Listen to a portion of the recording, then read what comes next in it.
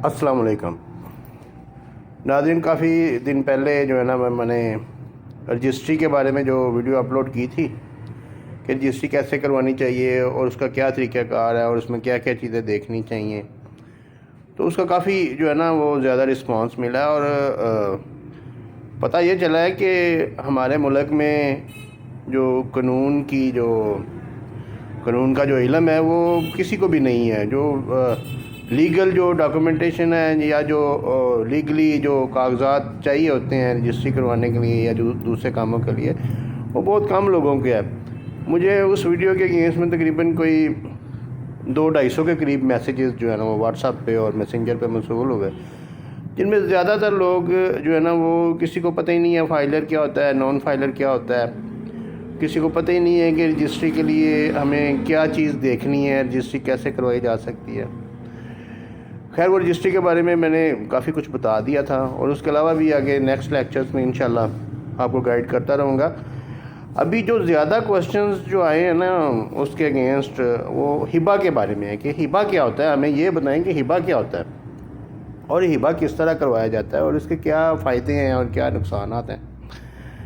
तो आज मैंने सोचा कि आप लोगों को ज़रा थोड़ा सा मैं गाइड कर दूँ कि हिबा जो है ना वो क्या चीज़ होती है।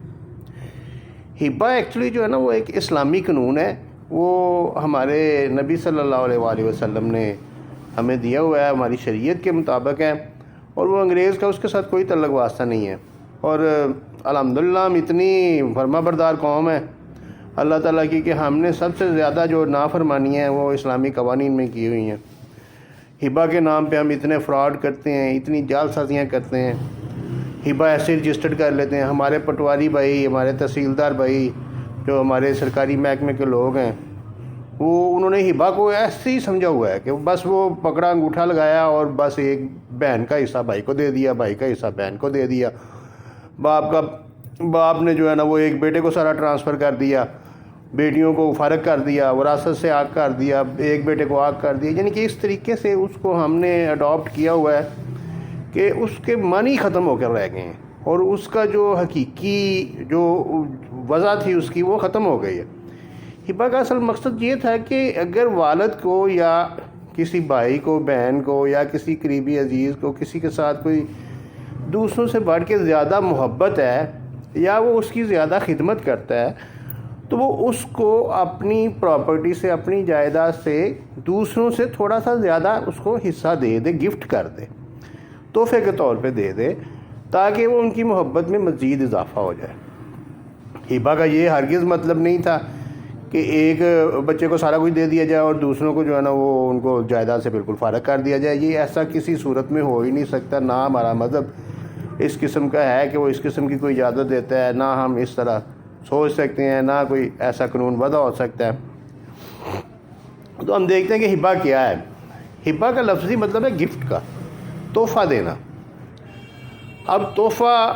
जिस वक्त प्रॉपर्टी की शक्ल में होता है, तो जायदाद की शक्ल में, ज़मीन की शक्ल में होता है, तो उसके लिए ज़रूरी है कि जिस वक्त वो किसी को दिया जाए तो वो उसके नाम पे मुंतकिल भी हो जाए। ये नहीं कि मैंने अगर अपने भाई को हिबा कर दिया है तो वो ज़मीन मेरे नाम ही रहेगी और भाई उसको इस्तेमाल करता रहेगा, तो भाई बाद में उसको सेल नहीं कर सकता, ना कोई उसका कोई बेनिफिट ले सकता है, ना उसके बच्चों को वरासत उसकी मिल सकती है। इसलिए हिबा जो है ना वो उसको रजिस्टर्ड करना जो है ना वो ज़रूरी किया गया, जिसके लिए फिर जो है ना वो कवानीन बनाए गए। अब हम उनकी तरफ आते हैं कि हिबा के जो ज़रूरी लवाज़म, जो कवानीन हैं, जो ज़रूरी रिक्वायरमेंट्स हैं, वो क्या है। हिबा के लिए सबसे पहले तो जो बंदा हिबा कर रहा है ना उसका, और जो बंदा ले रहा है जगह, जो जिसके नाम पे हिबा हो रही है उसका, और 2 गवाहों का एक ही जगह पे मौजूद होना बहुत ज़रूरी है। ये अशद ज़रूरत है कि वो चारों बंदे, 2 गवाह और एक हिबा करने वाला और एक लेने वाला, ये चारों एक जगह पे मौजूद हों और वो उनकी मौजूदगी में, गवाहों की मौजूदगी में हिबा करने वाला जो है ना वो जिसको दे रहा है उसको ऑफ़र करे और वो उसको कबूल करे।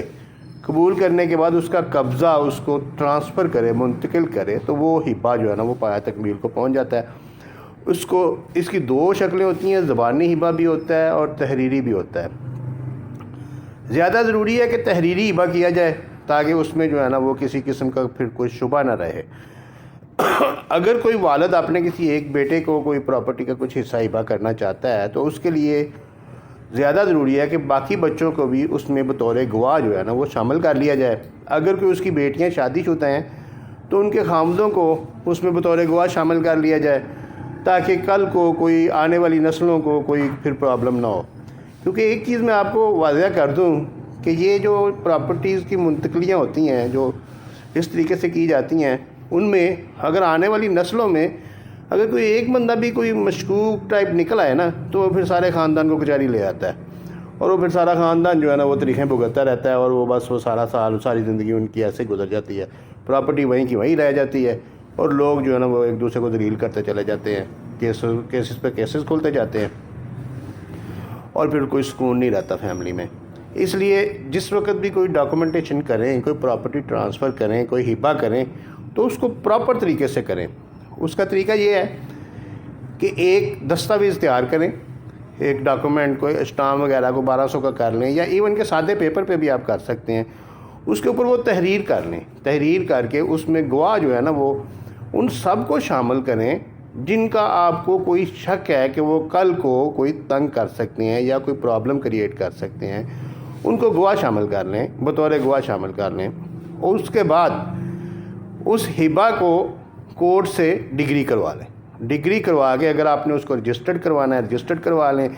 اگر خالی انتقال چڑھوانا ہے تو انتقال چڑھوا لیں، وہ آگے آپ کی ثوابدید پہ ہے۔ لیکن اس کی ڈگری کروا لیں، اور ڈگری کے دوران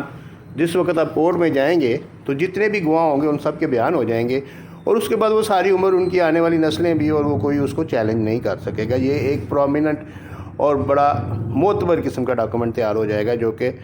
آپ کے جس نے وہ ہبہ کروایا ہے یا جس کے نام پہ ہوا ہے اس کے حقوق کو جو ہے نا وہ سارے مکمل طور پہ اس کو تحفظ مل جائے گا۔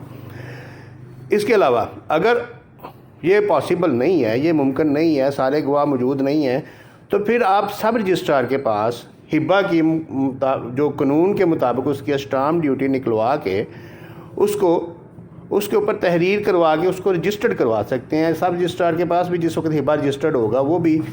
اتنی آسانی سے نہیں ٹوٹتا، اور وہ چیلنجیبل اتنا آسانی سے نہیں ہوتا، کیونکہ اس کو بھی پریزمپشن آف ٹروتھ یعنی کہ وہ سچائی پہ مشتمل ہونا اس کو ایک حاصل ہوتی ہے، ایک ایج حاصل ہوتا ہے، اور وہ اتنی جلدی سے نہیں ٹوٹتا۔ اس کے علاوہ جو ہمارے عام رواج چل رہا ہے کہ بزرگوار جاتے ہیں اور پٹواری کے پاس جاتے ہیں اور وہاں پہ جا کے ہبہ رجسٹر کر دیتے ہیں، اس قسم کا ہبہ بالکل قابل قبول نہیں ہے، یہ بالکل بھی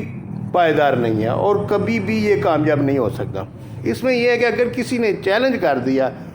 تو پھر اس کو ثابت کرنا اس کا کام ہے جس نے ہبہ کروایا ہوا ہے، اور وہ کبھی بھی ثابت نہیں کر سکتا، کیونکہ اس کو پراپر طریقے سے کیا ہی نہیں جاتا۔ اس کا پراپر طریقہ یہ ہے کہ پٹواری جو ہے نا یا تحصیلدار جو ہے نا وہ موقع پہ جائے، وہاں پہ جا کے اناؤنسمنٹ کرے، باقاعدہ اعلانات کرے اور لوگوں کو اکٹھا کرے۔ اس کے علاوہ وہ سارے وارثان کو اکٹھا کرے، پھر اس میں سے وہ علاقے کا جو کونسلر یا کوئی نمبردار وغیرہ ٹائپ جو بڑا بندہ ہے اس کو لے، ان سب کے گواہوں کو بطور گواہ ان کے جو ہے نا وہ سائن انگوٹھے کروائے۔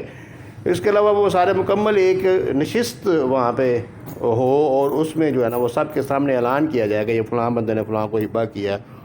ان کے سائن ہوں، دستخط ہوں، اس کے بعد مطابق قانون اس کی فیسیں ادا کی جائیں، وہ سارا کچھ ہو، اس کے بعد پھر وہ رجسٹرڈ ہو، پھر وہ انتقال ہبہ کا انتقال چڑھے، اور پھر وہ ٹرانسفر ہو۔ تو یہ ساری چیزیں ممکن نہیں ہیں، نہ یہ محکمہ ریونیو والے، محکمہ مال والے نہ اتنا کام کرتے ہیں، نہ تحصیلدار کرے گا، نہ پٹواری کرے گا، اور کوئی بندہ نہیں کرے گا۔ تو اس لیے وہ پٹواری والا ہبہ آپ کروانے سے جو ہے نا وہ باز رہیں۔ وہ میں کبھی بھی آپ کو یہ گائیڈ نہیں کروں گا کہ آپ پٹواری کے پاس جا کے ہبہ کروائیں۔ ہبہ اگر کرنا ہے تو وہ جو میں نے آپ کو طریقے بتائے ہیں، یا تو اس کو ڈگری کروا لیں ایک دستاویز بنا کے، اور یا پھر اس کو جو ہے نا سب رجسٹرار کے پاس رجسٹرڈ کروا لیں۔ اس کے بعد تیسرا کوئی ہبہ نہیں ہے۔ ہبے میں ایک چیز آپ نے نوٹ کرنی ہے، ہبہ کرتے وقت آپ نے مکمل طور پہ اس کے رائٹس ٹرانسفر کرنے ہیں۔ آپ یہ نہیں کہہ سکتے کہ یہ زمین جو ہے نا یہ میں نے اس کو دے دیا لیکن یہ 6 مہینے کے بعد اس کا مالک بنے گا، ایسا نہیں ہو سکتا۔ یا آپ نے یہ کہنا ہے کہ یہ اس کی فصل اس کو دے دی ہے، یہ اس کو دے دی ہے، یہ بھی یہ نہیں ہو سکتا۔ آپ نے اس کو مکمل طور پہ جو ہے نا اس کے مکمل ٹرانسفر کرنا ہے، اس کے رائٹس مکمل ٹرانسفر کرنے ہیں۔ اس کے علاوہ ہبے کے بارے میں تھوڑا سا آپ یہ ذہن نشین کر لیں، میرے بزرگوار یا میرے بھائی جو ہبہ کرنا چاہتے ہیں وہ یہ دیکھ لیں کہ پوری پراپرٹی ہبہ نہ کریں، کیونکہ اسلام میں انصاف کا نظام جو ہے نا وہ بہت ضروری ہے، انصاف کے مطابق چلیں۔ ہاں اگر آپ کو کسی سے زیادہ محبت ہے تو اس کو تھوڑا بہت حصہ 1/3 شیئر یا کوئی اس سے کم آپ اس کو جو ہے نا وہ دوسروں سے زیادہ ہبہ کر دیں، اور باقی کی پراپرٹی پڑی رہنے دیں، وہ آپ کے بعد خود ہی وہ وراثت ان کی ہوتی جائے گی، وہ دیکھتے جائیں گے کیا کرنا ہے کیا نہیں کرنا، یا اگر آپ نے کرنا ہے تو ان کو برابر کر کے کر دیں۔ اور بیٹیوں کو کبھی بھی بے دخل کرنے کے لیے ہبہ نہیں کرنا چاہیے، کیونکہ وہ اس کے بارے میں تو بے شمار قوانین ہیں کہ اگر کوئی بھی بیٹی چیلنج کر دے گی تو وہ ہبہ ختم ہو جائے گا، وہ ہبہ نہیں رہے گا۔ اس لیے بیٹیوں کو وراثت میں حصہ دیں، وہ بہت ضروری ہے۔ بیٹیاں جو ہے نا وہ اللہ تعالیٰ کی رحمت ہیں اور ان کو حصہ دینا چاہیے، ان کا پراپر جو ہے نا وہ حصہ نکال کے ان کو دیا جانا چاہیے۔ ہاں اگر وہ خود معاف کر دیتی ہیں یا وہ خود کہہ دیتی ہیں کہ ہم نے فلاں بھائی کو دے دیا یا فلاں کو دے دیا تو اس کا ایک علیحدہ پہلو ہے، لیکن بیٹیوں کو حصہ دیا جانا چاہیے۔ اور ہبہ جو ہے نا، جس وقت آپ نے ہبہ چیلنج کرنا ہے آپ نے،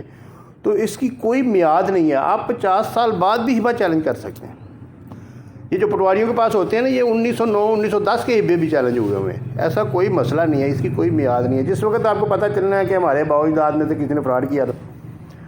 تو آپ نے ہبہ چیلنج کر دینا، اور وہ یہ اس کی ان لمیٹڈ میعاد ہے، یہ ایک نہ